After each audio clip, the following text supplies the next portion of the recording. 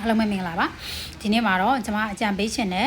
ခွန်ကိစ္စလေးနဲ့ပတ်သက်ပြီးတော့နည်းနည်း sharing လေးလုပ်ပေးပါမယ်ရှင်ဒီလိုမျိုးအကြံပေးချက်ကကြတော့တော်တော်များများ company တွေကတော့ဒါအတွေ့အကြုံရှိပြီးသားဖြစ်ပါလိမ့်မယ်ပေါ့နော်အတွေ့အကြုံရှိပြီးသား company တွေအတွက်ကိုတော့မပါပါဘူးပေါ့နော်အတွေ့အကြုံမရှိသေးတဲ့ company တွေအခွန်ရှင်းလာတာဘယ်လောက်မှမရှိသေးတဲ့လုပ်ငန်းရှင်တွေပြီးတော့လုပ်ဖို့အတွက်ရည်ရွယ်ထားတဲ့သူတွေပေါ့နော်ဒီလိုလုပ်ငန်းရှင်တွေအတွက်ကျွန်မကအခွန်နဲ့ပတ်သက်ပြီးနည်းနည်းလေး sharing လေးလုပ်ပေးမယ်ပေါ့နော်ဘာလေးပေးချင်တာလဲဆိုလို့ရှိရင်ကျမတို့ကအခွန်ဆိုလို့ရှိရင်ကျမတို့ budget ရအလိုက်ဆောင်ရတဲ့အခွန်ပေါ့နော်ပုံမှန်ဆိုရင်ကျမတို့က4လပိုင်းကနေစပြီးတော့6လပိုင်းဂျားအထိကိုပေါ့နော်အခွန်ကိစ္စတွေကဒါကျမတို့ရဲ့အခွန်စီးချက်ကာလဆိုပြီးတော့ခေါ်ကြတယ်ပေါ့နော်အဲဒီအတွင်းမှာအခွန်တွေရှင်းကြတယ်အခွန်စည်ရင်းတွေဆွဲကြတယ်အခွန်တွေဆောင်ကြတယ်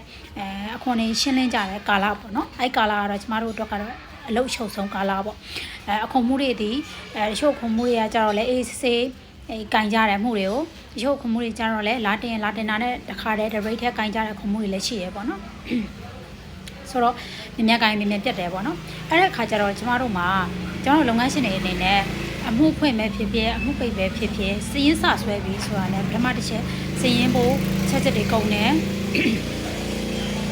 စီးရင်ဖို့ချက်တွေစကုန်ပြီပေါ့နော်စီးရင်ဖို့ချက်တွေကုန်တယ်အခွန်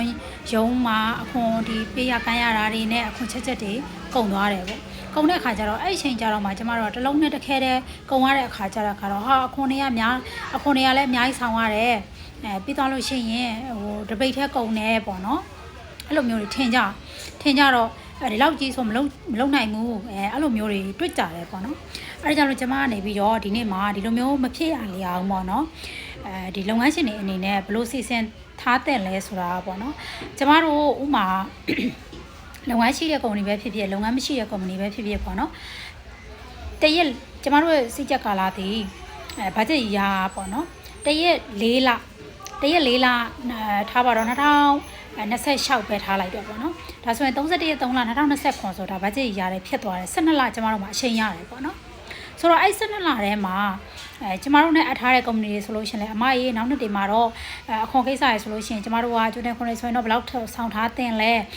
ဲပြီးရင်ဒီ income tax တွေအနေနဲ့ဆိုကျမတို့ဘယ်လိုလုပ်ထားချင်လာပြီးဆွေးနွေးလို့ရတယ်ကျမတို့ကခံမှန်းချက်တွေဆိုလို့ရှိရင်တွေ့ပေးတယ်ပေါ့နော်ဘာလို့ကိုရှိမှအတက်လူဆိုလို့ရှိရင်လည်းသူ့ရဲ့လုပ်ငန်းတွေကဘယ်လိုဖြစ်နေတယ်ပြီးတော့လို့ရှိရင် quarterly တွေဆိုလည်းတင်ပေးထားရတာဖြစ်တဲ့အတွက်ဘယ်လိုအရှင်တွေမျိုးတွေရှိတယ်ဆိုတော့ကျမတို့ခံမှန်းမိတာဖြစ်တဲ့အတွက်နောက်နှစ်မှာတော့အင်ခန်းတွေဆိုရင်လည်းဘလောက်တိုးတင်နေဘလောက်တိုးနှုံးနေကောက်ပြီးတော့ယူတင်နေဆိုတာမျိုးတွေပေါ့နော်ကျမတို့ကတွေ့ပေးတယ်ခံမှန်းရှင်အကုန်လုံးပြပြပေးရပေါ့နော်ဒါဆိုရင်ကျမတို့ကလအလိုက်ကိုဘယ်လောက်ရာခိုင်နှုန်းဒီစွတ်သွားမလဲဒီအခွန်အတွက်ပေါ့နော်ဘာလို့ဆို rate ထဲကုန်ရတာနဲ့အတူတူကျမတို့ကဒီလိုမျိုးလေးစွတ်သွားတယ်ဆိုလို့ရှိရင်ကျမတို့အတွက်ကပို့ပြီးတော့ဘာသာမဖြစ်တော့ဘူးပေါ့နော်ဒီအတွက်ကိုကုန်ရတဲ့ဟာ rate ထဲကုန်တာမျိုးလည်းမဖြစ်တော့ဘူးပေါ့ဥပမာလုပ်ငန်းရှိတဲ့ company ဆိုလို့ရှိရင်တစ်လကိုဘယ်လောက် percentage နဲ့စွတ်သွားမလဲပေါ့ဒါအခွန်ပေါ့နော်အဲ့လိုမျိုးလေးတွေစွတ်သွားဒါလည်းပို့ပြီးတော့အဆင်ပြေတယ်ပေါ့နော်ပြီးရင်အလုံးမရှိတဲ့ company တွေအတွက်ဆိုလို့ရှိရင်အများကြီးစုစရာမလိုအလုံးမရှိတဲ့ company တွေအလုံးမရှိဘူးဆိုလို့ရှိရင်တော့အရင်မဖြစ်ဘူးပေါ့နော်ဒါပေမဲ့တချို့တွေကြတော့လဲဝန်ထမ်းအလုပ်ကနေရတဲ့ဟာလေးတွေမှာစုရတယ်စောင်းရတယ်ဆိုတစ်လကိုဘယ်လောက်ဖြစ်ပေါ့10% လောက်ဖြစ်အဲ့လိုမျိုးလေးပေါ့ကိုယ့်ရဲ့ income နဲ့ကနေပြီးစုထားတာမျိုးပေါ့နော်ဒါမျိုးလေးတွေကလောက်သွားပေးလို့ရှိရင်နှစ်ကုန်လို့ရှိရင်တခါတည်းကိုယ်မှာစုထားပြီးသားပတ်စံလည်းရှိနေတာဖြစ်တဲ့အတွက်အဲ့ဒီအခွန်အတွက်ကိုကတီးတိုင်လိုက်ပြီးတော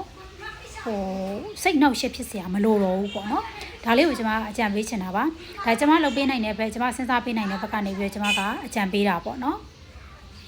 အချိန်မီကျွန်မချီမှာအထားတဲ့ company တွေဆိုလို့ရှိရင်သူတို့တစ်ခုမဟုတ်တစ်ခုကျွန်မဝန်ထမ်းခန့်ထားသလိုပဲအချိန်မီအခွန်ကိစ္စနဲ့ပတ်သက်လို့ရှိရင်သူတို့လုပ်နေတဲ့အဟာနဲ့ပတ်သက်ရင်ကျွန်မသိချင်တာလာမေးဘယ်အချိန်မှဖြစ်ကျမကသူတို့အတွက်အချိန်ပြည့်ရှိနေပြီသားကျမမသိတာဆိုလဲကျမဆရာသမားတွေကိုမေးပြီးတော့ကျမပြန်ပြောပေးတယ်မသိဘူးဆိုရင်တော့ခဏစောင့်ပေးကျမဆရာသမားတွေရှိရယ်ကျမမေးပေးမယ်မေးပြီးတော့အချိန်မျိုးပြန်ပြောပေးမယ်ဒီလိုမျိုးလုပ်ပေးပြီးသားဖြစ်တဲ့အတွက်ဘာပဲသိရှင်အခွန်နဲ့ပတ်သက်ကုမ္ပဏီအခွန်နဲ့ပတ်သက်တဲ့မှန်သမျှပေါ့နော်ကုမ္ပဏီကိစ္စရဲ့တင်နဲ့မှန်သမျှတော့ကျမကိုလာမေးပါ ကျွန်တော်အထားတဲ့ company တွေမဟုတ်ဘူးတခြားသူတွေအနေနဲ့လည်းပေါ့နော်လာမေးဖို့ဆိုလို့ရှိရင်လည်းမေးလို့ရတယ်ဆွေးနွေးလို့ရတယ်တိုင်ပင်လို့ရတယ်ပေါ့နော်ကိုသိမှသာလည်းရင်ဒီဟာတွေကကိုဘယ်လိုလုပ်သင့်လဲဆိုတာကိုစဉ်းစားလို့ရမှာပေါ့နော်စဉ်းစားလို့ရမှာအလုပ်ဆက်လုပ်လို့ရမှာပေါ့နော်ချို့တွေကကြတော့ခွန်နဲ့ပတ်သက်တရားအရန်ကြောက်ကြတယ်မကြောက်ပါနဲ့သိလားအခုခက်မှာကလက်ရှိမှာအခုဆိုလို့ရှိရင်အများကြီးပဲကိုလုံလာနိုင်တဲ့အပေါ်မှာလုံနေကြတဲ့အပေါ်မှာလည်းပွင့်လင်းလင်းမြင်မြင်သာသာနဲ့ကျမတို့နဲ့လည်းဆွေးနွေးလို့ရတယ်စနစ်တကျလည်းလှုပ်ဆောင်လို့ရတယ်ပေါ့နော်ကျမတို့ဆိုရင်အများကြီးပဲကိုဝန်ဆောင်မှုပေးထားတာပေါ့နော်မသိတဲ့လူရှိရင်လည်းတေချာရှင်းပြပေးတယ်နားလည်အောင်ပြပြပေးတယ်ပေါ့နော်ဒါနဲ့ပတ်သက်လို့ရှိရင်အများကြီးပဲကျမတို့သိရဲ့ဘက်ကနေပြီးဝိုင်းဝန်းကူညီပေးလို့ရတယ်ပေါ့နော်ဒါကြောင့်အခွန်ကိစ္စရဆိုလို့ရှိရင်ကျမဒီလိုမျိုးလေးတွေးပြီးတော့အကြံပေးဖြစ်တာပေါ့နော်ကဲအဲ့ဆိုလို့ရှိရင်ဒီနေ့တော့ဘက်လေးကတော့တစ်ခုခုရသွားမယ်လို့ထင်ပါတယ်ကျေးဇူးအများကြီးတင်ပါတယ်ရှင်ဘိုင်ဘိုင်